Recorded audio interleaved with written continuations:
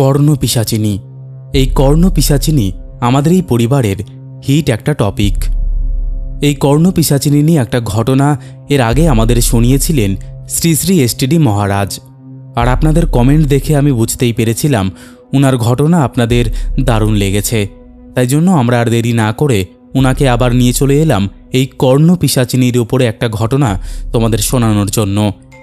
আজকেও বলবো খুব একটা অ্যাডাল্ট কিছু না থাকলেও যারা 18 বছরের নিচে তারা এই ঘটনাটা শুনো না, কারণ এখানে কিছু ট্রমাটিক ব্যাপার আছে যেগুলো তোমরা নিতে পারবে না।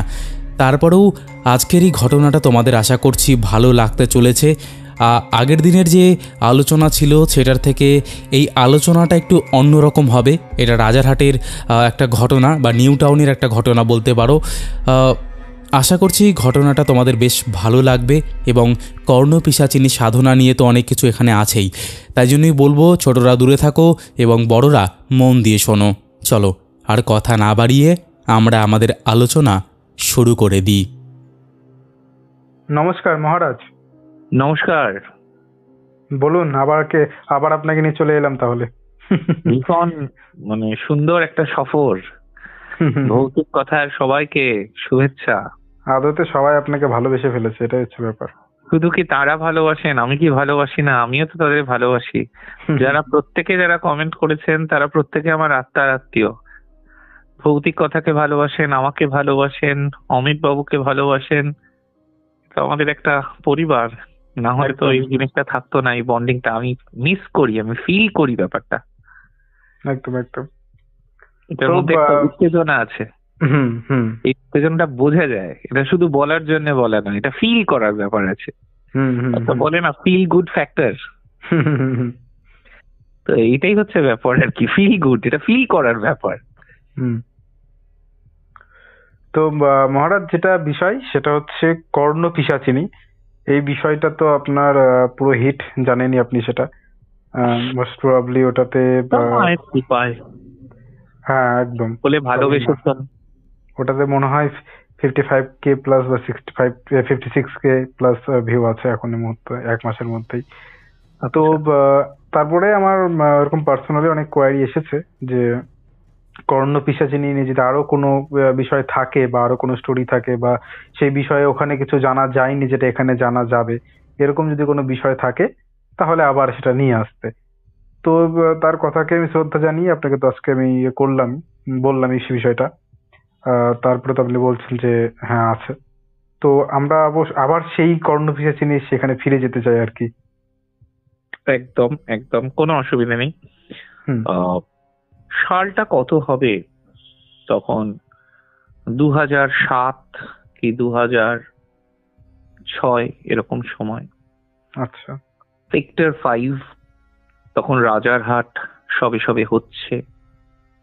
রাজারহাট, নিউ টাউন, এই জায়গাগুলো ফাঁকা ফাঁকা, অনেক বাড়ি এবং ওখানে অফিস পাড়া। সেক্টর 5 মানে আইটি হাব। আচ্ছা। তো BPO sector, business process outsourcing, BPO ফিল্ডে তখন খুব চাকরি আর কি। তো বিপিওর পাশাপাশি এই সফটওয়্যারের জগৎটা তখন খুব লুক্রেটিভ। তো এই বুমের সঙ্গে সঙ্গে সামঞ্জস্য রেখে সুবিকাশ, একজন এমবিএ পাশ করা ঝকঝকে চকচকে মানুষ, যার বাড়ি ভবানীপুরে, বনেদি বাড়ির ছেলে সুবিকাশ মুখার্জি খুলে ফেললেন ঝাঁ চকচকে অফিস। কোথায়? সেক্টর 5-এ। সবকিছুই নতুন।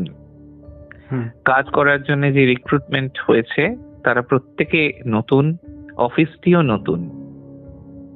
প্রত্যেকের বয়স ওই 22 থেকে 25-এর মধ্যে।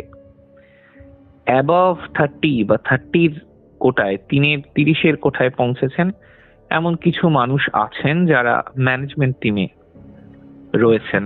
সবকিছুই নতুন, সবকিছুই সুন্দর, সবকিছুই ঝাঁ চকচকে, একটা কর্পোরেট লুক।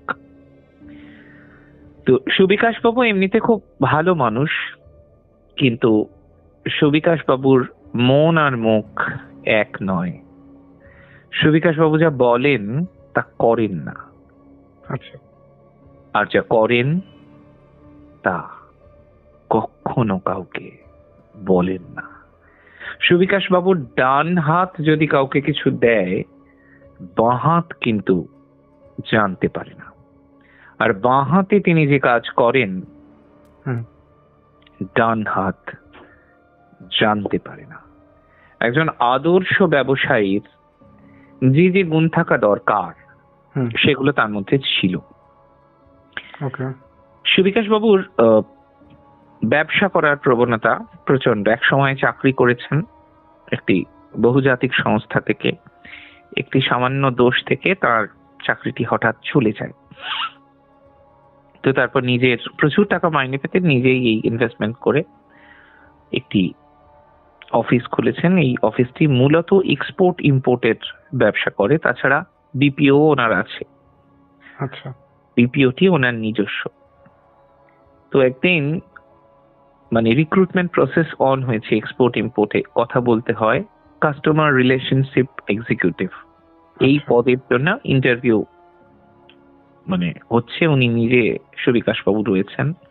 আচ্ছা। তো বিভিন্ন সংবাদপত্রে তখন বিজ্ঞাপন দেওয়া হতো ইমেল আইডিতে। তারা বায়োডাটা পাঠালে, তাদেরকে সিলেক্টেড হলে, শর্ট লিস্টেড হলে তাদের কল করা হতো। তো এরকমই একটি ছেলে, সে দক্ষিণ কলকাতার কসবাতে থাকে। তো মোটামুটি দেখতে শুনতে ভালো, মোটামুটি গ্রাজুয়েট, পড়াশুনো জানা ছেলে, একটা ফ্রেশার, একটা চাকরি খুঁজছে। চাকরিটা যদি পেয়ে যায় ব্যাস লটারি পাওয়ার মতন। কিছুতেই চাকরিটা লাগছে না। তো বাড়িতে বাবা, মা আর দিদি। ছেলেটির নাম সৌমিত্র। আচ্ছা। সৌমিত্র বাবু ইন্টারভিউতে গেছেন। বাঙালি মানুষ তো বেশ ইংরেজিটা একটু বাংলার মতন করেই বলে। বলছে ইন্ট্রোডিউস ইউরসেলফ। ইন্টারভিউ হচ্ছে। তো সুন্দর শার্ট ইন করেছে, যেমন ফর্মাল ড্রেস হয় আর কি অফিসে। কর্পোরেট অফিস, এক্সপোর্ট ইম্পোর্টের অফিস। তো সে এসেছে, বসেছে। তো এক দেখাতেই সুবিকাশের বেশ পছন্দ হয়েছে। না, ছেলেটির মধ্যে একটা বেশ ফিল গুড ফ্যাক্টর কাজ করছে, ছেলেটার দ্বারা কিছু হবে। তো ছেলেটি বলেছে, I am an ordinary with an extra ordinary attitude. Yes, I like it. ছেলেটির মধ্যে একটা অ্যাপ্রোচ আছে, অ্যাটিটিউড আছে, একটা ব্যাপার আছে, এটা সুবিকাশের পছন্দ। সুবিকাশ নিজেও ভীষণ ডায়নামিক, ডিপ্লোম্যাটিক, এবং জীবনে কখনো কোনো কাজে তার না নেই, করতে পারবো না, হবে না, এমন ভাবনা তার মধ্যে কখনো গড়েই ওঠেনি। সুবিকাশ মুখার্জি যাতে হাত দেয়, যে কাজে হাত দেয়, সেই কাজ তো সে করেই ছাড়ে। পৃথিবীর কোনো শক্তি নেই যা তাকে আটকাতে পারে। সুবিকাশ ভীষণ অ্যাগ্রেসিভ এই ব্যাপারে, এবং নিজের প্রতি একটা প্রাউড ফিলিং ব্যাপার কাজ করে। ওই কোম্পানির পেছনে যে ইনভেস্টমেন্ট, সেটি সবই সুবিকাশের একার। It's a proprietorship company, ownership company. সবই খুলেছেন, লিমিটেড হয়নি এখনো, প্রাইভেট লিমিটেড হিসেবেই কোম্পানিটার রেজিস্ট্রেশন করা আছে। তো পছন্দ তো বলছে, তুমি কবে থেকে আসতে পারবে? বলছে, স্যার আপনি যখন বলবেন। আমি বলেছি ঠিক আছে, আজকে তুমি সবার সাথে অফিসে পরিচিত হয়ে যাও। তো সবই কম বয়সী ছেলে মেয়ে, যে যার মতন করে কাজ করছে বিভিন্ন ডিপার্টমেন্টে। তো বলছে ঠিক আছে, কাল থেকে, আজকে তোমায় আমি অফার লেটার দিয়ে দেবো। কালকে তুমি সকাল 9:30টার মধ্যে এখানে রিপোর্ট করবে আমার রিসেপশনিস্ট সর্বরী মুখার্জি। তো সেও কিন্তু মুখার্জি, কিন্তু কোনোভাবেই তার সাথে যুক্ত নয়, মানে সুবিকাশ বাবুর কেউ হন না। তো এবারে পরের দিন সকালবেলা একটু আগেই পৌঁছে গেছে। 9:30টায় রিপোর্টিং এর সময়, 9:05, 9টা এরকম সময় সৌমিত্র হাজির। তো সৌমিত্র যারা একটুখানি সিনিয়র, কেউ প্রায় অফিসে আসেনি, সব অফিসের দরজা বন্ধ। 9:30টাতেই খুলবে। তো বোকার মতো মুখ করে দাঁড়িয়ে আছে, পাশের চায়ের দোকানে যাচ্ছে। দাদা একটা চা হবে? হ্যাঁ খান খান। দাদা অফিসটা কখন খুলবে? ও নতুন, ওই দেখো নতুন। তো ওকে দেখে সবাই হাসছে, যা করে, এই দেখো নতুন নতুন পাখি দেখেছো, এসেছে। তো চায়ের দোকানে একটু হাসাহাসি হচ্ছে। আচ্ছা কি কি কি ব্যাপার, আমাকে একটু বলুন না, কি ব্যাপার? হ্যাঁ, না না কিছু না কিছু না কিছু না, আপনি চা খান, আপনি চা খান, চা খান, চা খান, কোনো ব্যাপার নয়। তো চা খাওয়া হয়ে গেছে, তো তারপরে এরকম 9:20 তখন কোনো একটি ছেলে এসেছে। নতুন? বলছে, হ্যাঁ নতুন। আজকেই জয়েনিং? হ্যাঁ আজকেই জয়েনিং। আচ্ছা, কি নাম? আমার নাম সৌমিত্র। বাহ, আমি অনির্বাণ, সেই অফিসে অনেক দিন ধরে রগড়াচ্ছি। তুমি বস এসে গেছো, মজা হবে। দেখতেই পাবে। তো বলছে চা, সিগারেট? বলছে না না, আমি চা খেয়েছি, আরেকবার খাওয়া যেতে পারে? বলছে না, দরকার নেই। তো ঠিক আছে, পরিচয় হয়েছে, এদিকে এসো। বলছে, কোথায় যাবো? অফিস তো বন্ধ, দরজা বন্ধ। একটু সরল সাথে সাথে ছেলে আর কি। বলছে অফিসের দরজা তো বন্ধ। আরে অফিসে নয়, তোমার পেছনে যেতে বলছি। অফিসে কে বলেছে? অফিসের দরজা 9:30 নয়, 9:35 খোলে। চলো এইদিকে চলো। তো তাড়াতাড়ি এইদিকে ঘুরেছে। ঘুরে দেখে বলছে যে বলো। দেখে তো মনে হয় ভালো বাড়ির ছেলে, তা হঠাৎ এই অফিসে কিসের জন্য? বলছে তার মানে? আমি তো কালকে ইন্টারভিউ দিতে এসেছিলাম, স্যার আমাকে বলেছেন আজ থেকে জয়েনিং। জয়েনিং? ভালো। আমি বলছি, না কি বলবেন আমাকে একটু পরিষ্কার করে বলুন, তাহলে বুঝতে সুবিধে হবে। আরে বলছি বলছি, অত পরিষ্কার তুমি যেমন আটকে যাও, আমার কোনো আটকানো নেই, আমার একদম ঠিকঠাক, বুঝলে বস। মার্কেটিং এর চাকরি করেছি, বেচুগিরির লাইফ, যা বলবে তাই বেচে দেবো। নিজেকেও বেচেছি, মাকেও বেচেছি, বাপকেও বেচেছি, কোনো কিছুই আর এখন আটকায় না, বুঝলে। আচ্ছা দাদা। দাদা? তুমি একটা গাধা। আমি দাদা নই, অনির্বাণ বলো। বলছে আচ্ছা আচ্ছা, তো কি আপনি বলছিলেন এই অফিস সম্পর্কে? সব কথা তোমাকে এখন বলা যাবে না, পরে বলবো।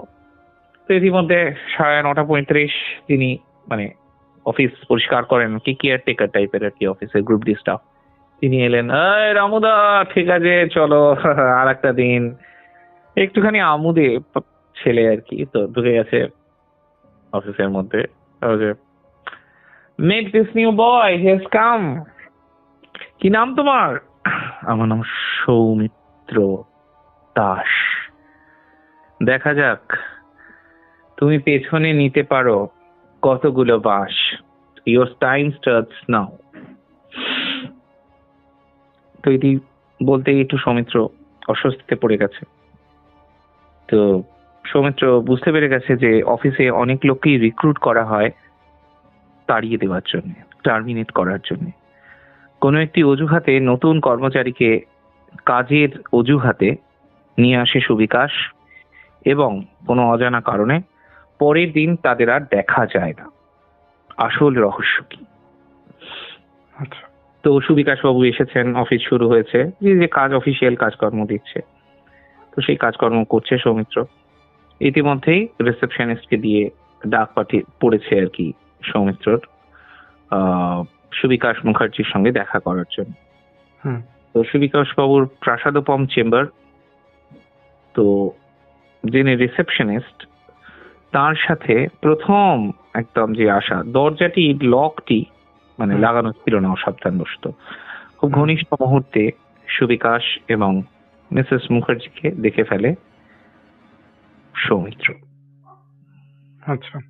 তো এই ব্যাপারটি আর কি সুবিকাশ বাবু একটু বলেন যে তোমাকে অনেকবার বলেছি লকটা লাগাতে, লকটা তুমি কোনো সময় লাগাও না। তো নিজেরা মোটামুটি ঠিকঠাক করে নিলেন নিজেদেরকে। এবং সুবিকাশ যে মুডে ছিল সেই সময়, কখনোই চায়নি যে এই যে ছেলেটি, নতুন ছেলেটি, তার সামনে একটা তার ফেস লস হোক। প্রথম দিন সে চেয়েছিল তার প্রতি তার বিশ্বাসটা যেন আসে। কখনোই সে চায়নি যে আমার মুখ পুড়ে যাক নতুন একটা ছেলের কাছে, কারণ অফিসের মধ্যে তো কথা হয়, এই কথাটা রটে যাবে তাড়াতাড়ি। সুবিকাশ চায় না সেটা। তো স্বাভাবিকভাবেই তার মেজাজ গেল খিঁচড়ে। বলো কি ব্যাপার, কাজ করো, কাজটা দিয়েছে, ঠিক আছে এটা এরকম ভাবে করবে, এরকম ভাবে করবে, ঠিক আছে চলো হাফ টাইম হয়ে গেছে, এখন লাঞ্চ। তো যে যার মতন খাওয়া দাওয়া করছে। রিসেপশনিস্ট ভদ্র মহিলা, তিনি এগিয়ে গেছেন সৌমিত্রর কাছে, দেখছে যে সৌমিত্র কি করছে, তিনিও বেশ গম্ভীর। এই ঘটনাটি নিয়ে তাদের দুজনের যে একটা ঘনিষ্ঠতা আছে এবং প্রতিদিনই তারা যে ওয়ান নাইট স্ট্যান্ডের কাছাকাছি থাকেন, সেটা যে হয়, সেটা মানে অফিসের শুধুমাত্র একটি ছেলে জানে, তার নাম অনির্বাণ। এবং বিশেষ একটি কারণে তাকে কেউ ঘাঁটায় না, বাদ বাকি সবাইয়ের কাছে অজানা। তো অফিসের বস যখন থাকেন না, তিনি কোথায় থাকেন জরুরি মিটিং এ, সেটা একমাত্র অনির্বাণ কিছুটা জানে, কিন্তু বাকিরা জানে উনি ব্যস্ত আছেন, অন্য ব্যবসার অন্য কাজে আছেন, এইরকমই জানে। তো এই ছেলেটিকে সকলেই চোখে চোখে রাখছে, নতুন ছেলে, এবং সে কি করছে, এই রিসেপশনিস্ট মহিলাও তার কাছে গেছেন, দেখেছেন, খুব একটা গিল্টি ফিলিং হচ্ছে, এই ব্যাপারটা না জানলেই ভালো হতো। তো এবারে আরো আরেকবার ডেকেছে যে নতুন ছেলেটি কি করছে দেখি। তো এবার সুবিকাশ বাবু অফিসে ফিরেছেন, আবার ছেলেটিকে ডাকা হয়েছে। তো উনি খুব বদ মেজাজি বলে ওনার দুর্নাম আছে। একটা কাজও তো তুমি ঠিকঠাক ভাবে করতে পারোনি, গাদা গাদা মাইনে নেবে, কাজ করবে না, এরা সব নেমো খারাপের দল, ডুইং নাথিং, কোম্পানি শুধু শুধু তোমায় পে করবে, কি ভেবেছো কি যা খুশি তাই করবে, টাইপ হয়েছে, এটা টাইপ হয়েছে, কি শিখেছো, কি করেছো এতদিন। তো একটা অ্যাবিউসিভ ল্যাঙ্গুয়েজ তিনি উচ্চারণ করেছেন। তো সৌমিত্র বেচারি খুব ভয় পেয়ে গেছে। স্যার আমি আর একবার করে আনবো। বলেছে যাও করে আনো, যা খুশি করো, তোমার দ্বারা কিচ্ছু হবে না, তোমার লাথি মেরে ভাগিয়ে দেবো এখান থেকে, তুমি কিচ্ছু করতে পারছো না, একটা টাইপ তুমি ভুল করেছো। Are you presentable in the society? আমার কোম্পানি ছাড়ো কোনো কোম্পানিকেই তোমার একটা চাকরি জুটবে কি মনে করো? তো খুব বিফল মনোরথ হয়ে আবার টাইপ করতে বসেছে বেচারি। তো এবার টাইপ করে নিয়ে গেছে, দেখছে ওই যে প্রাসাদোপম চেম্বারটি খালি, কেউ নেই, সুবিকাশ বাবু নেই। আচ্ছা। পাশে একটা লাগোয়া বাথরুম আছে, যেমন থাকে চেম্বারে, প্রাইভেট চেম্বারে যেরকম হয়। তো সেই বাথরুমের দরজাটি বন্ধ, সুবিকাশ বাবু নেই। ওই যে প্রাসাদোপম চেম্বার, সেখানে কেউই প্রায় নেই। অদ্ভুত ভাবে একটা ঠান্ডা বাতাস বইছে। সৌমিত্রর হঠাৎ মনে হচ্ছে যে এটা আমার কি চোখের ভুল, না শরীরের অনুভূতির কিছু ভুল, আমি বোধহয় একটু ভয় ঘাবড়ে যাচ্ছি, এসিটা বোধহয় বেশি হয়েছে, তাই হয়তো ঠান্ডা লাগছে আমার। তো প্রচন্ড শীতল একটা অনুভূতি হয়েছে। তো আচমকা এই সৌমিত্রর পিঠে নেল পালিশওয়ালা একটা হাত গলার কাছে চাপ ধুয়ে ধরল। চমকে উঠেছে ছেলেটি, সৌমিত্র চমকে উঠেছে। কে? দেখছে কেউ নেই। আচ্ছা। বাথরুমের দিকে গেল, ভাবলো হয়তো স্যার বাথরুমে আছেন। বাথরুমের দরজাটি ভেতর থেকে বন্ধ, ধাক্কা দিলেও খোলা যাচ্ছে না। কিছু বুঝে ওঠার আগেই কোনো একজন কালো ছায়া মূর্তি বেরিয়ে এলো এবং সরাসরি গুলি চলল অফিসের মধ্যে দিনের বেলা। গুলিটি করলেন কে? সুবিকাশ বাবু নাকি অন্য কেউ? ঘটনার শুরু এখান থেকেই। গুলি চলার পর সৌমিত্র মাটিতে লুটিয়ে পড়েছে, রক্তে ভাসছে। সাইলেন্সার লাগানো ছিল, শব্দটা অফিসের মধ্যে অন্যান্য জায়গায় যায়নি। সঙ্গে সঙ্গে ওই কালো ছায়া মূর্তি চেম্বারের দরজাটা ভেতর থেকে বন্ধ করে দিয়েছে। মানে এটা কে করছে? এটাই প্রেত আর কি। সুবিকাশ বাবু বেঁচে নেই। ওকে ওকে।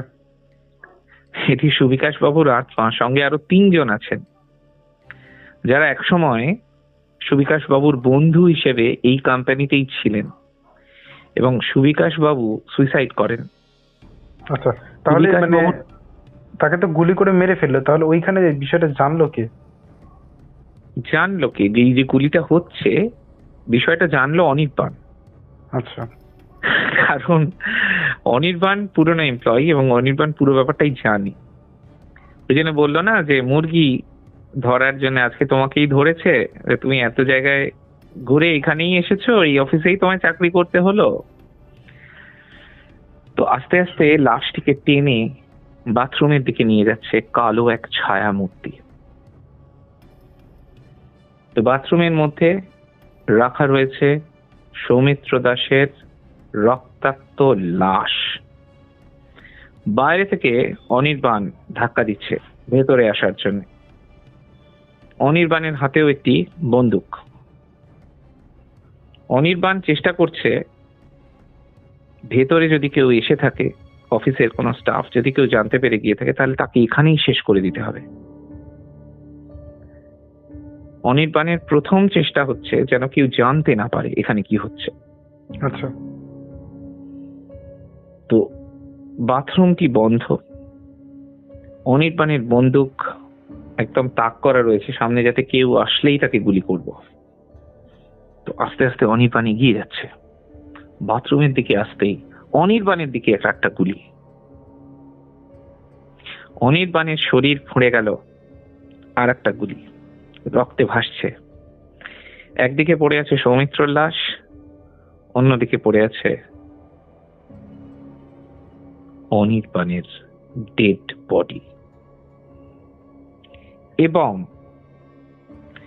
দরজাটি খোলা থাকার সুবাদে প্রথম যিনি ওই প্রাসাদোপম চেম্বারে ঢুকলেন তিনি মিসেস মুখার্জি। মিসেস মুখার্জির হাতেও কিন্তু আরেকটি রিভলভার। তিনি চেষ্টা করছেন ওই কালো ছায়া মূর্তিকে আইডেন্টিফাই করার, কারণ তাকে বিয়ে করব বলে বহুবার সহবাস করেছেন বহুদিন। সিঁথিতে সিঁদুর কোনোদিন ওঠেনি। গর্ভবতী হয়েছিলেন বহুবার, 3 বার গর্ভবতী হয়েছেন, 3 বারই অ্যাবর্শনের সাহায্যে। তথাকথিত ভদ্রলোক সুবিকাশ মুখার্জি বাজিটা জিতে নিয়েছেন। কিন্তু এই শেষবারের মতন সুবিকাশ 1 ইঞ্চিও জমি ছাড়া যাবে না। সুবিকাশ মুখার্জিকে কোন রকম স্পেয়ার করতে রাজি নন মিসেস মুখার্জি। ছুটে এসেছেন সুবিকাশ কোথায়। তো একটি কালো ছায়া মূর্তিকে দেখছেন এই তো সুবিকাশ। তো সুবিকাশের দিকে, সুবিকাশের মুখটা মনে করে এই কালো ছায়া মূর্তিকে ফায়ার করলেন আমাদের মিসেস মুখার্জি। তো মিসেস মুখার্জির গুলি শূন্যে ছুটে গিয়ে বাথরুমের যে ফ্ল্যাশটি থাকে ফ্ল্যাশে গিয়ে লাগলো এবং বাথরুম ভর্তি জল হয়ে গেল।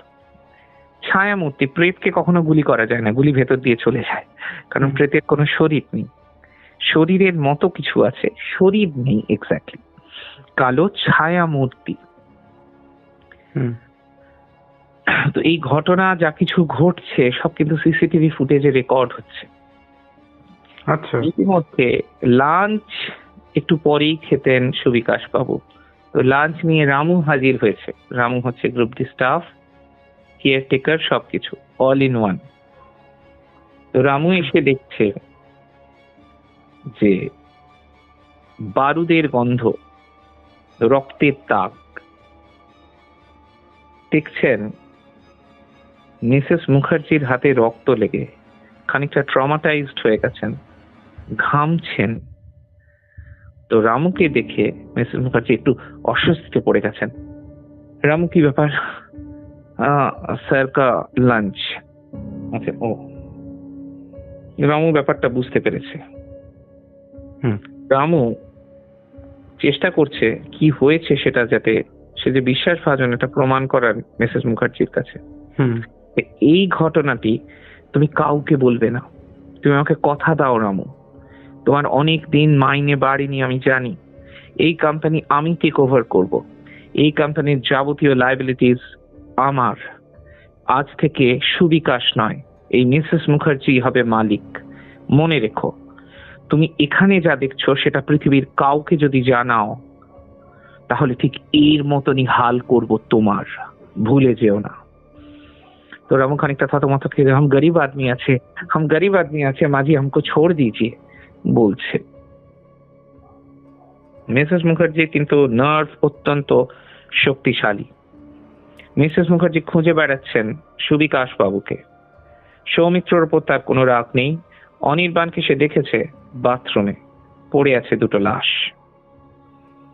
কিন্তু তার আসল টার্গেট সুবিকাশ মুখার্জি। তো সুবিকাশ চেষ্টা করছে নিজের কোম্পানিকে বাঁচাতে।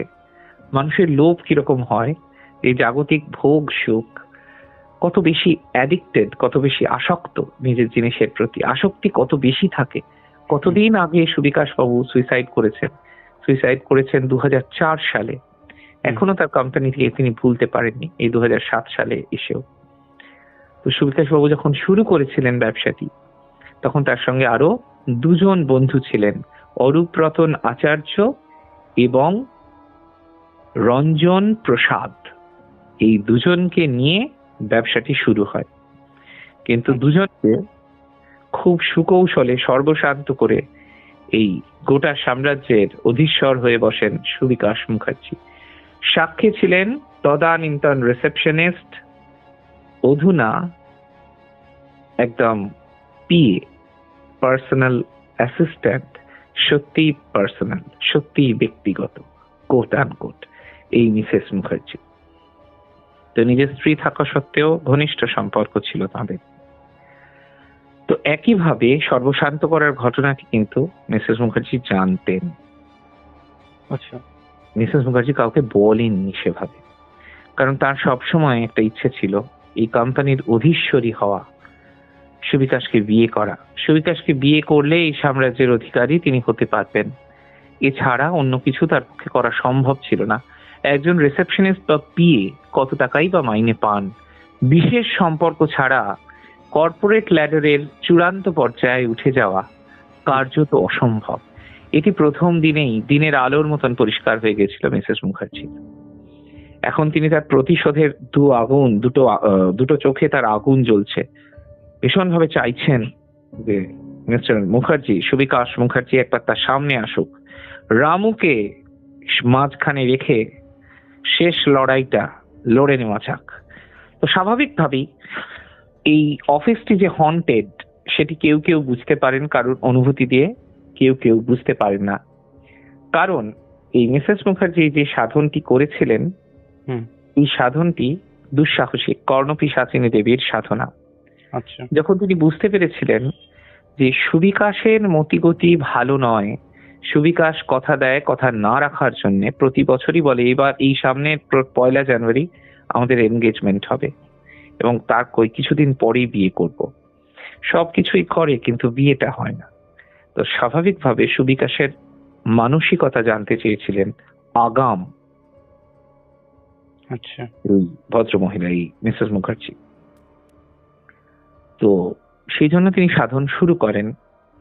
ঠিক যেভাবে সাধন করতে হয় ঠিক সেই রকম ভাবেই তিনি সাধন করতে শুরু করেন এবং সেখানে যা যা প্রয়োজন সেখানে দেবী শক্তির একটা মেল ভার্সন কিন্তু সৃষ্টি হয়।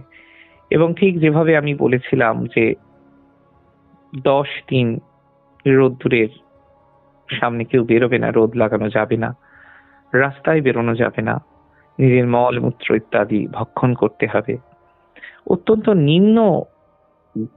নিম্নগামী একটি সাধন প্রক্রিয়া, নিম্নগামী একটি রুচির প্রকাশ এবং শুধুমাত্র কিছু জাদুকরী ক্ষমতা লাভের জন্যই এই সাধনকে মানুষ অভীষ্ট করতে চায়, মানে সিদ্ধ করতে চায় আর কি। তো মিসেস মুখার্জি যেহেতু তার দেওয়ালে পিঠ থেকে গিয়েছিল, সুবিকাশের হোয়ার অ্যাবাউট সবকিছু জানবো, সুবিকাশের এক্স্যাক্টলি বিদেশে কত টাকা আছে, আরো কতগুলো কোম্পানি আছে নামে বেনামে, সুবিকাশের স্ত্রী ছেলে এখন কিরকম অবস্থায় আছে, সবকিছু জানতে চেয়েছেন, হাতের মুঠোয় করতে চেয়েছেন সুবিকাশকে। বারবার তিনি পরাজিত হয়েছেন, বারবার তিনি ফেইল করেছেন, বারবার তাকে ধোঁকা দিয়েছে সুবিকাশ। যে করেই হোক সুবিকাশকে ধরতেই হবে। তো সুবিকাশের পৃথিবী মিসেস মুখার্জির হাতের মুঠোয় যেন চলে আসে, এটি তিনি চান।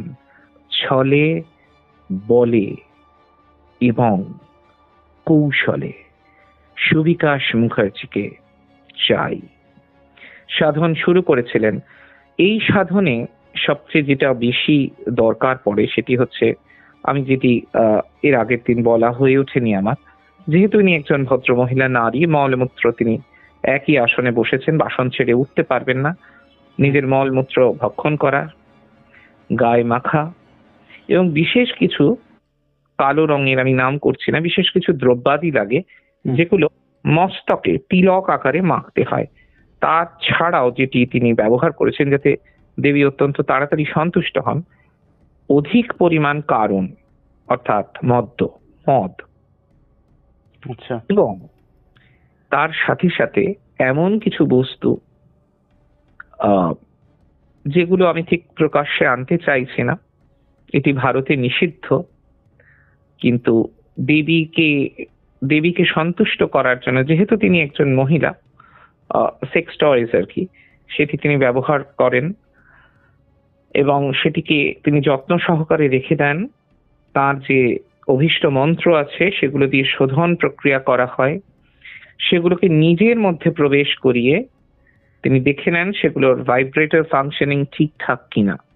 সব কিছু করার পর যে বিশেষ একটি জিনিস তিনি উপহার দিতে চান দেবীকে, যাতে দেবী খুব তাড়াতাড়ি সন্তুষ্ট হন, সেটি একটি 6 বছরের নিচের শিশুর কোড়ে আঙুল কাটা, এবং সেটায় কোনো আঁচড় থাকবে না, কাটার এক কোপে কাটতে হবে। তো এই কাজটিও রামুকে দিয়ে করিয়েছিলেন মিসেস মুখার্জি। তো একটা ছোট বাচ্চা ভেবে দেখুন, যদি আঙুলটি কেটে দেওয়া হয় তার কত কষ্ট হয়। তো ওই যন্ত্রণাটিকে বাজি রেখে তার নিজের যন্ত্রণা ভুলতে চেয়েছেন। দেবীর কাছে ওই কোড়ে আঙুলটি তিনি সমর্পণ করতে চান, সমস্ত শক্তি তিনি উজাড় করে দিতে চান, কায় মনোবাক্যে তিনি প্রমাণ করতে চান দেবী আসুন, অনেকটা হিপনোটাইজ করার মতন দেবীকে। দেবী ওটি ভীষণ পছন্দ করেন, মদ্য, মাংস, মৈথুন, মুদ্রা, এবং তিনি বারবার মুদ্রা করছেন। যত বেশি না মন্ত্র জপ করেছেন, অনেকটাই জপ করেছেন, যতটা সাধ্য ততটা করেছেন, কিন্তু তার সঙ্গে সঙ্গে দেবীকে উত্তেজিত করছেন, দেবীকে খানিকটা টেম্পটেড করে দিচ্ছেন। দেবীর প্রতি যে অস্ট্রারিটি অর্থাৎ কৃচ্ছ সাধনের যে উচ্চতা সেটি ক্রমশ বাড়িয়ে নিচ্ছেন, যেটিকে বলা হয়ে থাকে লঘিমা যোগের ভাষায়। সেই রকম ভাবে তিনি একটু একটু করে উচ্চ স্তরে উঠছেন, মানে এই সাধনের আর কি, যাতে সিদ্ধাই প্রাপ্তিটা খুব তাড়াতাড়ি তার হয়। এবং তিনি একটু অধিক পরিমাণে নিজের মলমূত্র এগুলো পান করছেন, ভক্ষণ করছেন, এবং একেবারে কোনো দিকে তাকাচ্ছেন না। বলা যেতে পারে যে 10-12 ঘন্টা যেন কয়েক মুহূর্তে চলে যাচ্ছে। সিনেমার গল্পকেও যা হার মানিয়ে দেয়, নিজে হাতে মিসেস মুখার্জি সেগুলি করেছেন, এবং করার পর তার একটু কষ্ট হচ্ছে শরীরে, এবং এই কষ্টটিকেও তিনি চেপে রাখতে চান বৃহত্তর কষ্টকে আটকাবার জন্য। তো তিনি তারপর আলটিমেটলি দেবী অন্য রূপ ধারণ করে আসেন এবং তাদের যে সঙ্গম সেটি সম্পন্ন হয়। দেবী সন্তুষ্টা, দেবী যা অভীষ্ট সেটিকে সিদ্ধ করলেন, এবং কর্ণকুহরে তিনি জানালেন যে সুবিকাশ আদ্যন্ত কামুক প্রকৃতির একজন মানুষ, এক নারীতে তিনি কখনোই সন্তুষ্ট নন। স্ত্রীর প্রতি অকথ্য অত্যাচার করার পর স্ত্রীর থেকে তিনি দূরে থাকতেই পছন্দ করেন, এবং তার একাধিক নারীর সঙ্গে সম্পর্ক। আচ্ছা, স্ত্রী যৌনাঙ্গ দেখলে সুবিকাশ স্থির থাকতে পারে না, বিশেষ করে কম বয়সী কোনো মেয়ে যদি তার কাছে চাকরি সূত্রে যায়, সে কাউকেই ছাড়ে না। তো মিসেস মুখার্জি এটি সব বুঝলেন, মোটামুটি তার প্রাপ্তি হয়ে গিয়েছে, তার যাবতীয় কাজকর্ম সেটি তিনি সম্পন্ন করেছেন, এবং যে কোড়ে আঙুল বাবদ যে টাকাটি দেওয়ার কথা সেটি কিন্তু তিনি দিয়েছেন রামুকে দিয়ে। রামু যেখান থেকে পেরেছে তার সুদূর উত্তরপ্রদেশ থেকে, তার গ্রাম থেকে একটি বাচ্চাকে নিয়ে আসা এবং তার ব্যান্ডেজ ইত্যাদি যাবতীয় খরচ। তো বাচ্চাটি যদিও খুবই অসুস্থ হয়ে পড়ে এবং তার চিকিৎসা চলে কলকাতার মেডিকেল কলেজে, এই সমস্ত চিকিৎসার খরচ মিসেস মুখার্জি বহন করেন এবং রামুও দেখা সাক্ষাৎ করে। তারপরে মোটামুটি বাচ্চাটি প্রাণে বেঁচে যায় এবং দেবীর কাছে প্রার্থনাও করা হয় যে তোমাকে এটি আমি উপহার দিয়েছি, কোনো অবস্থাতেই যেন শিশুটির মৃত্যু না হয়। তো দেবী অসীম শক্তির অধিকারী, দেবী যা মনে করবেন তাই তিনি সম্পাদন করবেন। তো দেবী ওটিকে করুণা করেছেন, মার্সি করেছেন। তো ছেলেটি প্রাণে বেঁচে গেছে। কড়ি আঙুল কাটলে একটা ক্ষত তৈরি হয় বটে, এক কপি কাটতে হবে, একটা ইনজুরি হয়েছে, ইনজুরিটা সে নিয়ে নিতে পেরেছে, সহ্য করতে পেরেছে, মোটামুটি ভালো হয়ে গেছে, একটা গভীর ক্ষত। আচ্ছা। তো অনেক সময় না হয় না যে বাচ্চারা পড়ে গেছে তাও বেঁচে গেছে, সেই রকম আর ব্যাপারটা মিরাকুলাস, তাৎপর্যপূর্ণ ঘটনা। সাধারণত কিন্তু বাঁচে না, মানে খুব মেজর ইনজুরি হলে, ব্রেনে লেগে গেলে বা কষ্ট হলে। তো এইরকম আর কি। তো 6 বছরের বাচ্চা, 6 বছরের নিচে, তো সে আর কি হবে। তো এই জিনিসটি ঘটে। তো তারপরে উনি তো যাবতীয় শক্তির আধার হয়েছেন। তো মানে mister Subikash Mukherjee, chairman, CEO, managing director, সবকটা পদই নিজের নামে। এই কোম্পানিতে এই একটাই বস, একটাই পোস্ট, বাকি সব ল্যাম্প পোস্ট। একই কথায় মানে কথায় কথায় বুঝিয়ে দেন আর কি, আমি মালিক আর সবাই চাকর। তো সুবিকাশ বাবু খুব সুন্দর গাড়ির চাবি আঙুলে ঘোরাতে ভালোবাসেন, আর সবাইকে মনে করেন তিনি ঠিক গাড়ির চাবির মতনই ঘোরাবেন। করলো দুনিয়া মুঠি মে, এই হচ্ছে কনসেপ্ট সুবিকাশ বাবুর। তো ইদানিং কালে যখনই লাস্টের দিকে আর কি, শেষের সময় মিসেস মুখার্জি ঘনিষ্ঠ হতে চেয়েছেন, মিসেস মুখার্জি অনেকটাই না বলেছেন, সবসময় বিয়ের কথা বলতে চেয়েছেন, একটু অ্যাভয়েড করেছেন, দুজনের মধ্যে মনোমালিন্য। তো একটা সময় আসে যখন মিসেস মুখার্জি সুবিকাশকে থ্রেট করেন, বলেন যে তোমার সব কিছু আমি জানি, আমি সারা পৃথিবীকে জানিয়ে দেবো, তুমি আমার থেকে পালাতে পারবে না এবং তুমি আমাকে কিছুই করতে পারবে না, তুমি কিচ্ছু করতে পারবে না, তোমার সমস্ত গতিবিধি আমি নজরে রাখছি এবং আমার চেয়ে শক্তিশালী পৃথিবীতে আর কেউ নেই যে তোমাকে হাতের তালুর মতন চেনে, তোমার কোথায় কি লুপ হোলস আছে সব জিজ্ঞেস করো, আমি মুখস্থ বলতে পারবো। এবং এটি সত্যি, উনি কিন্তু পারবেন। এবং ওনাকে ডিঙিয়ে যাওয়া সুবিকাশ তো সাধন করেননি, সুবিকাশ তো সাধারণ মানুষ। এবং উনি যেটিকে বলা হয়ে থাকে করটির মালা, আমি এর এটা ডিসক্রিপশনে যাব না, তো করটির কিছু অংশকে টুকরো টুকরো টুকরো টুকরো করে এটিকে বড় কালপিত সূঁচ বলা হয়, সেই বিশেষ সূঁচ দিয়ে এটিকে গাঁথা হয় এবং বিশেষভাবে এটিকে শোধন করা হয়, এবং শোধন করা হয় শুধুমাত্র অমাবস্যাতে। এবং এমন একটি প্রক্রিয়া, আমি প্রক্রিয়াটি একেবারেই বলছি না, এই প্রক্রিয়াটি কারোর করা উচিত নয়, যদি কেউ জেনেও থাকেন দয়া করে করবেন না, এটা মৃত্যু ছাড়া অন্য কিছু হবে না, তো দয়া করে করবেন না। তো সেটি করার পরে ওনার গলায় ওটি ধারণ করেন, দেবী পরিয়ে দেন আর কি, দেবীকে একটি সেট দিতে হয়, তো দেবী আবার নিজের থেকে একটি সেট খুলে দেন, অনেকটা মালা বোতলের মতো। আচ্ছা। তো সেই জিনিসটি হয়েছিল, সেটি উনি পড়ে আছেন, এই জন্য অসীম শক্তির অধিকারী, চট করে তিনি মারা যাবেন না, কেউ তাকে মারতে পারবে, সাধনাতেই হয়, এই সাধনাতেই হয়। আচ্ছা আচ্ছা। এবং সেটি এক একজন এক এক রকম ভাবে করেন। তো এটি যদি হয়ে গিয়ে থাকে তো সুবিকাশ কেন কেউই কিছু করতে পারবে না, মানে তার মধ্যে একটা পাশবিক উল্লাস, পাশবিক হাসি, মানে অনেক সময় মিসেস মুখার্জি হাসতে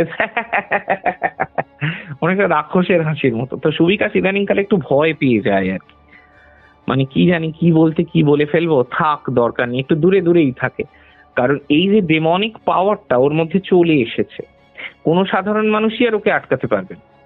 মানে মিসেস মুখার্জিকে গুলি চালালেও গুলি উল্টো দিকে চলে আসবে। এবং এটা উনি টেস্ট করেছেন রামুকে দিয়ে, একটা পাথর ছুঁড়ে মারিয়েছিল একবার মাথায়, মাথায় লক্ষ্য করে পাথর, দেখি আমার মাথায় লাগে কিনা, তো পাথরটাই ভেঙে দুটুকরো হয়ে যায়, মিসেস মুখার্জির লাগে। তো এই কনফিডেন্সটা উনি গ্যাদার করেছেন, তো উনি তো কাজে লাগাতে চান তার নিজের কোম্পানির মালিককে এবং তার প্রিয়জন, বন্ধু, ঘনিষ্ঠ বন্ধু সুবিকাশ মুখার্জিকে। তো তিনি তকে তকে আছেন বন্দুক নিয়ে, কখন আমার সুবিকাশ আসবে, একটা ফাইট হবে।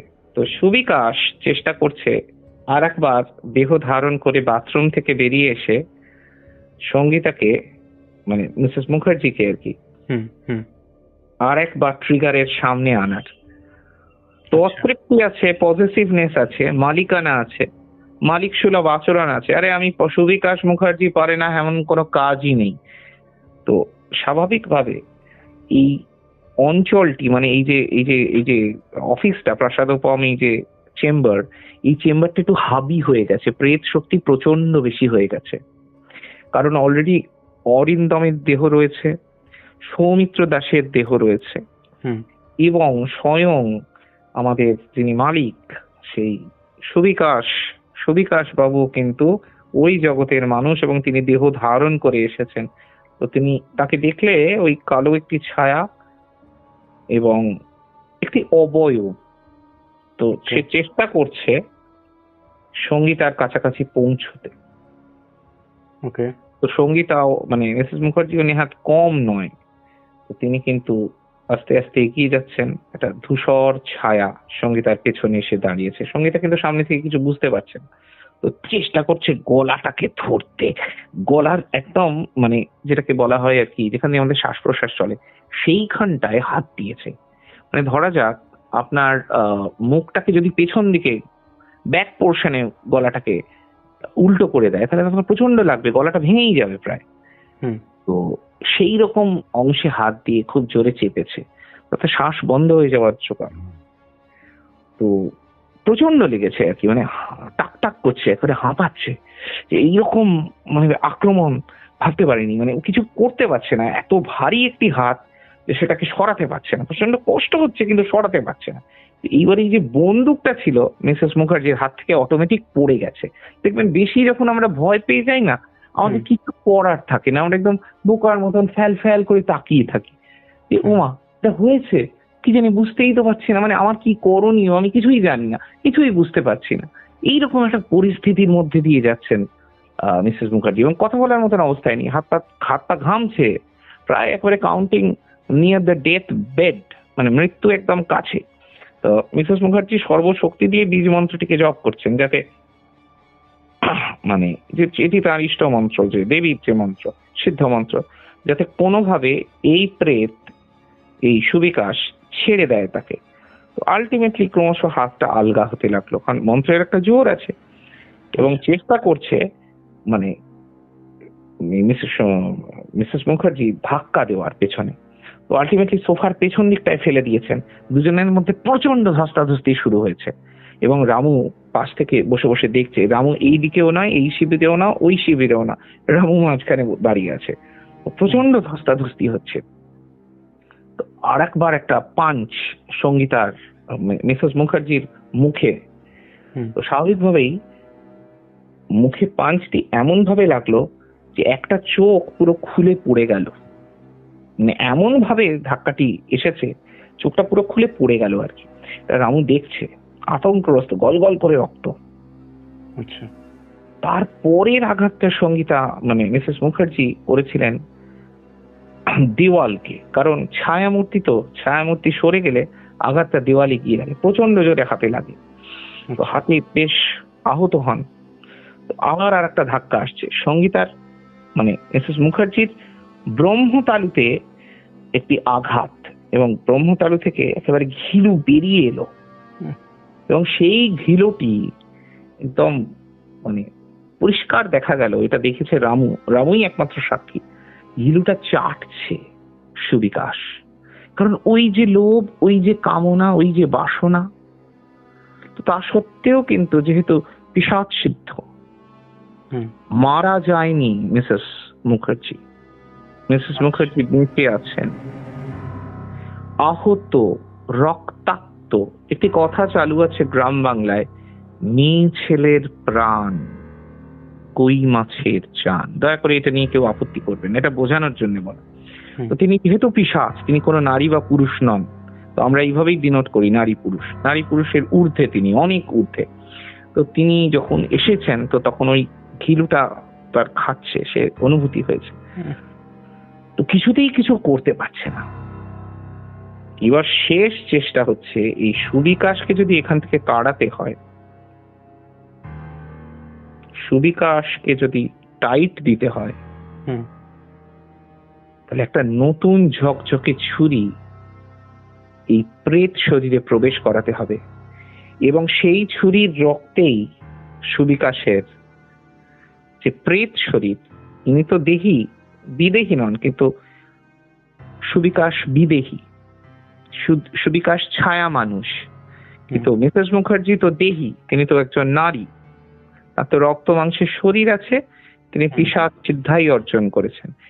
নিজের পেটে ঢুকিয়ে দিলেন ছুরি, খানিকটা রক্তে ভিজলো শরীর, ছুরিটাও।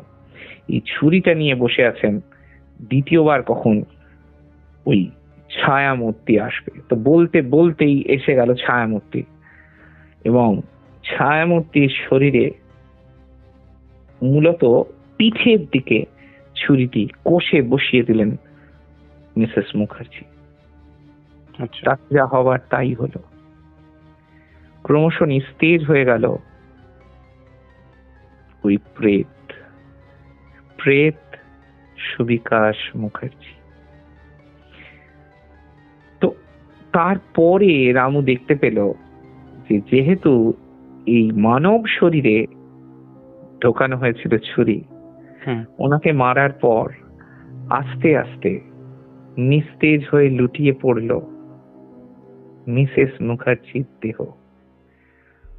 মাথা থেকে ক্রমাগত ঝরছে রক্ত, মাথার ঘিলু পুরোপুরি বেরিয়ে এসছে, টুকরো টুকরো মাথা, একদিকে চোখ নেই, রক্তাক্ত সারাটা শরীর, বিধ্বস্ত জামা কাপড়, টুকরো টুকরো হয়ে গেছে কাঁচ, সেন্টার টেবিলটা ভেঙে গেছে, সোফার উপর ছড়িয়ে রয়েছে ফোঁটা ফোঁটা রক্ত, সারা প্রাসাদোপম চেম্বার তছ নছ হয়ে রয়েছে, বাথরুম থেকে বেরোচ্ছে দুর্গন্ধ, টাটকা শবদেহের অতীব পৈশাচিক দুর্গন্ধ। সেই দুর্গন্ধ মানুষ কল্পনা করতে পারে না। সেই গন্ধে বমি পাচ্ছে রামুর। রামু ভাবছে আমি পাগল হয়ে যাব, আমি একমাত্র সাক্ষী। দরজাটা খুললেই ব্যস্ত অফিস, এই অফিসের মধ্যে কখন আর একটা অফিস শুরু হয়েছে কেউ তা জানে না, কেউ তার খবর রাখেনি। তো এইখানেই মোটামুটি আমাদের ঘটনাক্রমটি একটা চূড়ান্ত জায়গায় গেল। এই যে তিনি সিদ্ধাই অর্জন করেছিলেন, সেই সিদ্ধাই অর্জন করার সত্ত্বেও তার মধ্যেও তো লোভ রয়েছে। যিনি প্রেত সাধন যিনি করছেন, তিনি প্রেত জনি প্রাপ্তাই হবেন, তার কখনোই মুক্তি হবে না। তো নিজেই যেন নিজের কবরটা খুঁড়লেন। এই প্রতিশোধটি তিনি যদি না নিতে চাইতেন সুবিকাশ বাবুর থেকে, সুবিকাশ বাবু তো আগেই সুইসাইড করেছেন 2004 সালে। তিনি তো এমনিতেই এই অফিসটিকে পরিচালিত করেন, নিজের মতন করে চালান, তিনি নিজের মতন করে এমবডিফিকেশন, তিনি শরীর ধারণ করে আসেন আবার চলে যান। তো অধিকাংশ মানুষই এই বাইপোলার ডিজিজটিকে বুঝতে পারে না। তো রামু একজন বাইপোলার ডিজিজের আক্রান্ত ব্যক্তি, তাই সে যা দেখে তা ঠিক দেখে বলে মনে রাখতে পারে না। আবার কখনো তার মনে হয় যে এটাই সত্যি, সত্যি কোনটা আর মিথ্যে কোনটা এটা তফাৎ সে বুঝতে পারে না। তাই সে কাউকে কিছু বলে না, সবটাই নিজের মধ্যে রাখে। এবং বর্তমানে এই অফিস থেকে পরিচালিত করেন যে দুজন যে পার্টনার ছিল, তাদের একজন স্ত্রী, তার নাম অভিরূপা হালদার। সেই অভিরূপা হালদার এই গোটা অফিসটির বর্তমান মালিক বলা যেতে পারে, এবং তিনি ব্যবসাটিকে এগিয়ে নিয়ে যাচ্ছেন। এই অভিরূপা দেবীর সঙ্গে সুবিকাশ মুখার্জির আরেকটি ঘনিষ্ঠ সম্পর্ক ছিল, এবং এই অভিরূপার খুবই সুন্দরী এবং খুব গুণী মানুষ। তো স্বাভাবিকভাবে সুবিকাশ খানিকটা ক্ষমতাবান প্রেত তো, এবং খুব কষ্ট করে যেহেতু মারা গিয়েছিলেন, তো এই অভিরূপার সঙ্গে এখনো একটা যৌন সম্পর্ক কিন্তু বজায় রেখেছেন সুবিকাশ বাবু। আচ্ছা। এবং অভিরূপা একটি দিকে খুব ভালো, তার আর অন্য কোনো স্বামীর সঙ্গে তার কোনো সম্পর্ক নেই, এবং ভীষণ রকম একটা চঞ্চলতা কাজ করে এই অফিসটিকে টিকিয়ে রাখার জন্য। কারণ সুবিকাশ অন্য জায়গায় ফ্লোট করতে সুবিকাশের অসুবিধে হয়, কিন্তু অফিসটা যেহেতু তার নিজস্ব জায়গা, শুধু এই অফিসে আসতে তার কখনো কষ্ট হয় না। এই অফিসের চেয়ার টেবিল, নিজস্ব যে প্রাসাদোপম চেম্বার, এই চেম্বারে সে নিজের মতন করে ঘুরে বেড়াতে পারে, যখন ইচ্ছে তখন, যা ইচ্ছে ঠিক তাই, কখনোই কারুর বাধা তাকে ব্যাহত করে না। কিন্তু অন্যান্য স্থানে তার যেতে কষ্ট হয়, সে বারবার বলেছে অভিরূপাকে। তো রামু এখনো অভিরূপার কাছেই কাজ করে। মিসেস মুখার্জি তো অতীত, মিসেস মুখার্জির দেহ, আরো 3টি দেহ পড়ে রয়েছে, আরো 2টি দেহ, মানে মোট 3টি দেহ। তো এই 3টি দেহ কিন্তু অদ্ভুত, পিশাচ সিদ্ধ হওয়া সত্ত্বেও কিন্তু মিসেস মুখার্জি মারাই গেলেন। ওকে। পিশাচের হাতেই মরতে হলো পিশাচ সিদ্ধকে। তো এই যে বিট্রায়ালের কারণটি হলো তার একটি ছোট্ট ভুল। তিনি যা কমিট করেছিলেন দেবীকে, তিনি তা রাখেননি। যখন তিনি অতি উৎসাহে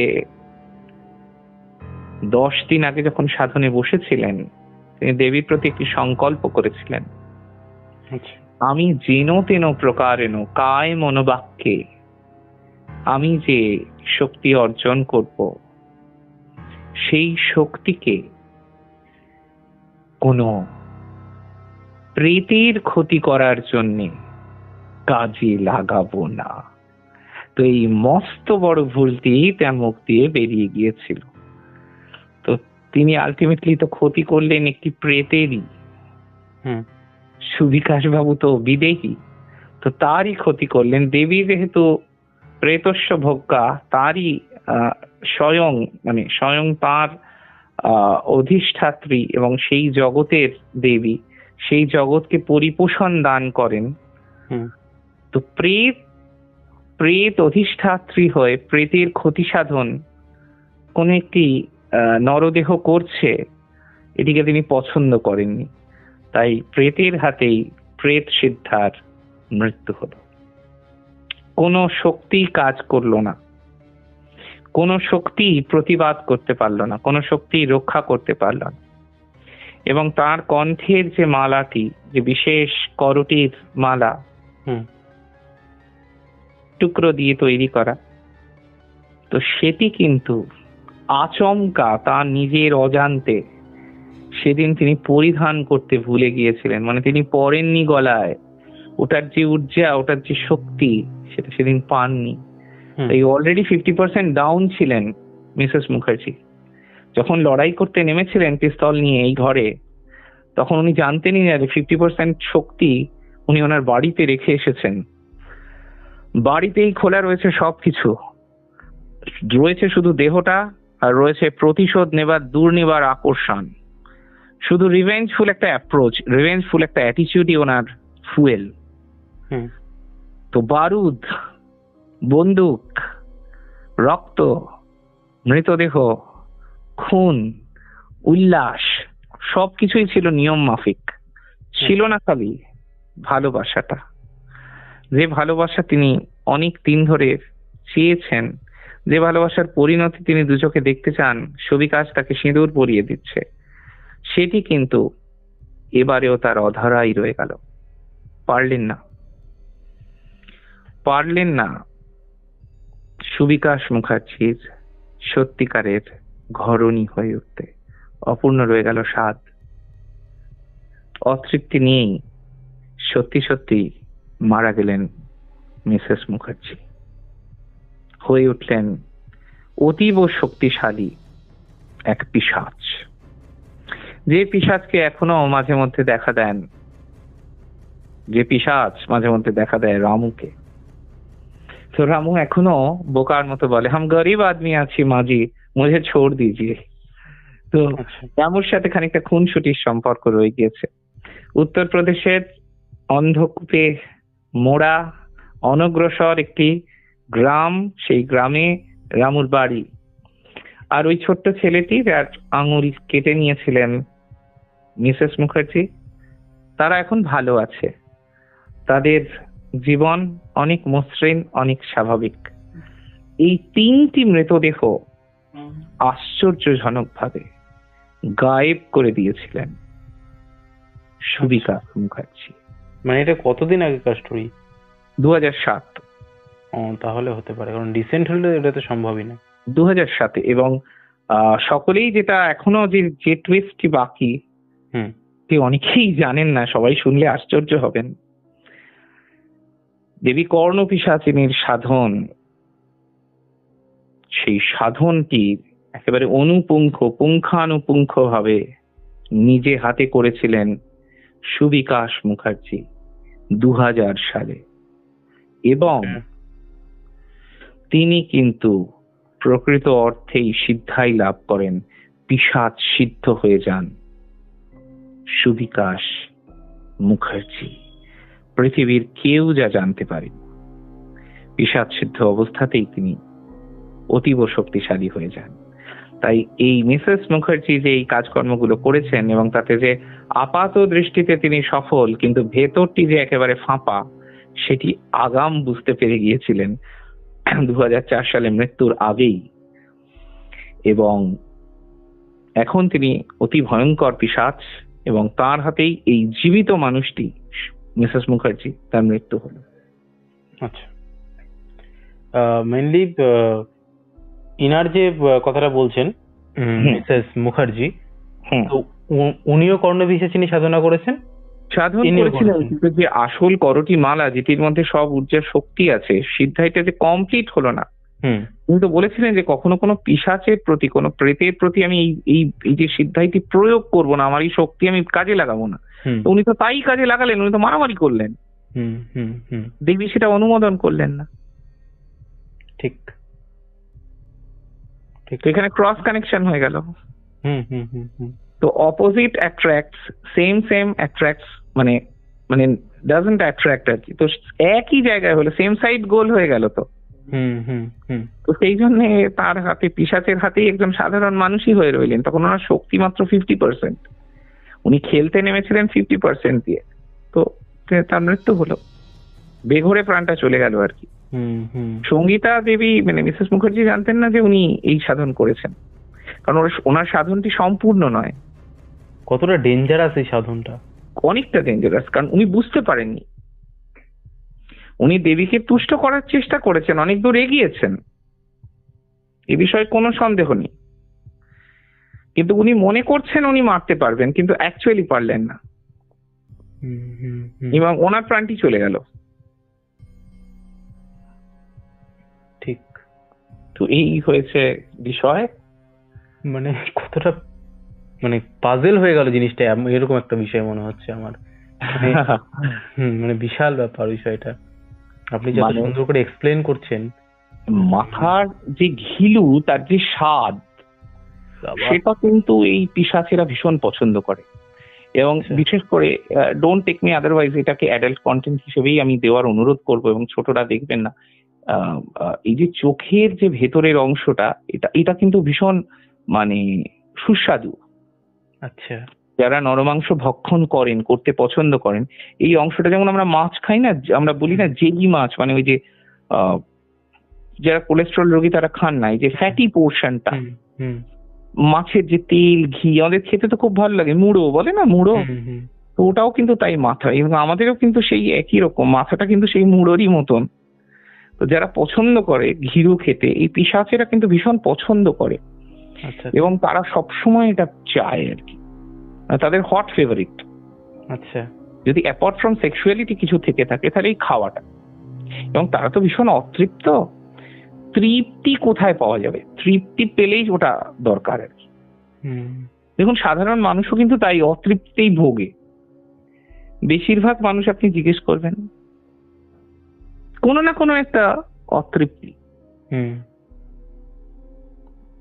এই হচ্ছে বিষয় আর কি। ভাবতেও কেমন যেন লাগে বাবা। এটা আমার বলতেও কেমন একটা হয়, মানে এটা খুব কষ্ট করে আর কি মায়ের কৃপায় এটিকে করা হয়েছে। তো আমি কি এবার বলবো? বলুন বলুন।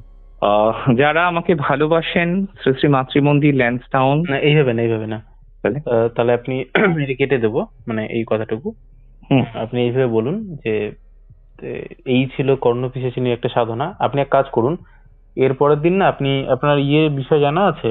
অবশ্যই জানা থাকবে, এটা আমারই বলা ভুল। সেটা হচ্ছে যক্ষিণী আছে না, যক্ষিণী বা সামথিং। যক্ষিণী সাধন। মানে একদম পুরো সাধনা, ওই এপিসোডটা পুরোটা সাধনা নিয়েই হবে। ঠিক আছে। মানে সাধনা মানে আমি চাইছি ছেলেটা বা মেয়েটা যেই সাধনা করতে গেল, সাধনায় কি কি হলো, সাধনা করার সময় তো আমি শুনেছি নাকি অনেক রকম টেস্ট নেয়, অনেক রকম লীলা খেলা হয়, অনেক কিছু করে। পিশাচী বলুন, যোগিনী বলুন, যক্ষিণী বলুন বা ডাকিনী বলুন, আর আমাদের এটা গল্প, মানে আমরা ভাবছি এটা একটা গল্প, ভাবছি এটা একটা কাহিনী, ভাবছি এটা হয়তো একটা অন্য জগতের বিষয়, এটা কি আবার হতে পারে, এটাই আমরা ভাবি। তো এটা কিন্তু অবশ্যই হতে পারে, এবং বহু মানুষ আছেন সিদ্ধাই অবস্থায় আছেন এবং তারা ঘুরে বেড়াচ্ছেন প্যান্ট জামা পরে, আপনি কিন্তু বুঝতে পারবেন না। এবং যারা আছেন তারা কিন্তু ইন ডিসগাইজ, মানে ছদ্মবেশে আছেন, আপনি ধরতে পারবেন না জীবন, ধরা সম্ভব নয় তাদের, কি আছে কেউ বুঝতে পারবে না। তো এটাই প্র্যাকটিক্যাল ব্যাপার। তো সেখানে কিন্তু আমরা যতটা ভাবছি ওই শক্তিকে আহ্বান করা সহজ, ততটাই কিন্তু কঠিন। অবশ্যই শুনেছি, কারণ আপনি যে তাকে ভালোবাসেন, ডাকিনী বলুন, শাকিনী, লাকিনী, হাকিনী, আমি যেটা বলছি এটা যক্ষিণী। যক্ষিণী সাধনও কিন্তু প্রায় সেই একই রকম। কারণ ওই যে অত অপার ধন সামগ্রী, ধন রত্ন ভান্ডার, তো প্রহরী সে তো পাহারা দিচ্ছে, এবং সে কিন্তু ঘন ঘন রূপ বদল করতে পারে। এই দেখছেন সাপ, তারপরে দেখছেন একটা কাক।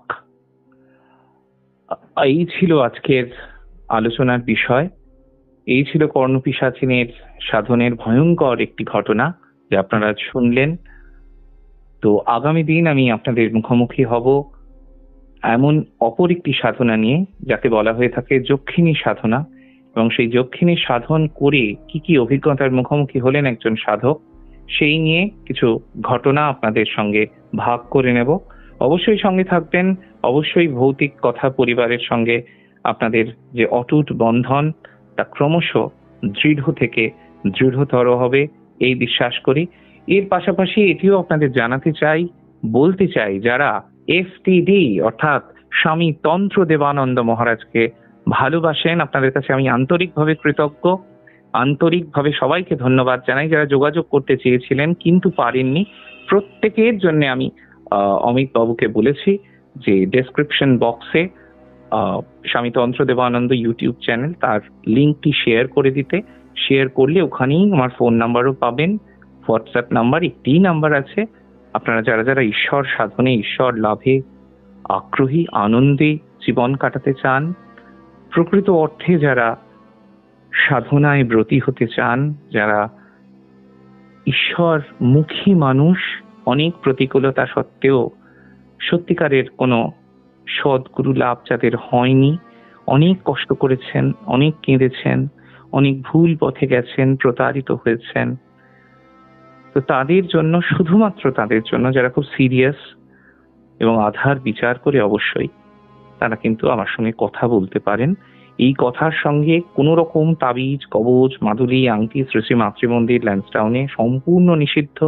এগুলো কোনো কিছুই বিক্রি বার্তা কেনা কিছুই হয় না। প্রণামী কোনো কিছুই গ্রহণ করা হয় না, আমি তো ব্যক্তিগতভাবে করি না। ফিনান্সিয়াল ট্রানজাকশনও নেই, কোনো ফিনান্সিয়াল ট্রানজাকশন নেই এখানে, কোনো আটানা পয়সাও লাগে না কোনো কিছুতে।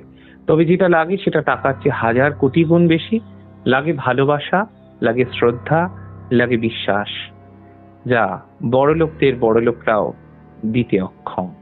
আপনাদের মধ্যে যদি কেউ সেরকম বড় মনের মানুষ থাকেন, যারা সত্যি বৃহৎ আকারের যে অবয়ব, যাকে বলা হয়ে থাকে বায়ুলিঙ্গ, যেমন মহাদেবকে বলা হয়ে থাকে, বা ত্রিগুণাতীত বা সচ্চিৎ আনন্দ, সচ্চিদানন্দ বিগ্রহ, তিনি তো অনন্ত, তিনি তো অসীম। তো তার প্রতি যাদের ভালোবাসা আছে তারা অবশ্যই যোগাযোগ করবেন। একদম একদম একদম। থ্যাংক ইউ সো মাচ মহারাজ, আবারও থ্যাংক ইউ। আজকে অবশ্যই এই অনুষ্ঠানটির সমাপ্তির, দেখুন শুরু করলে শেষ করতেই হয়, ইচ্ছে না থাকলেও বিদায় নিতেই হয়। সকলে খুব খুব ভালো থাকবেন, অমিত আপনিও খুব ভালো থাকবেন, সকলের জীবনে মুক্তি আসুক, সবাই আনন্দে আমরা যেন বাঁচতে পারি, মায়ের রাঙা চরণে এই প্রার্থনাই করি। Thank you. জয় রাম, জয় মা। জয় মা।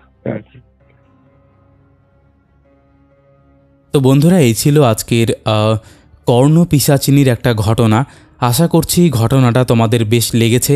কেমন লেগেছে তোমরা অবশ্যই কমেন্ট করে জানিয়ে দিও। তোমাদের মধ্যে এখনও যারা এই পরিবারে যুক্ত হওনি তারা যুক্ত হয়ে যেও। তোমরাও যদি এরকম ঘটনা শেয়ার করতে চাও তাহলে অবশ্যই শেয়ার করতে পারো। একটা কথা মাথায় রাখবে, এখানে সবার ঘটনাই শোনানো হয়। তো আর দেরি কিসের, আজকের মতন এখানেই শেষ করছি।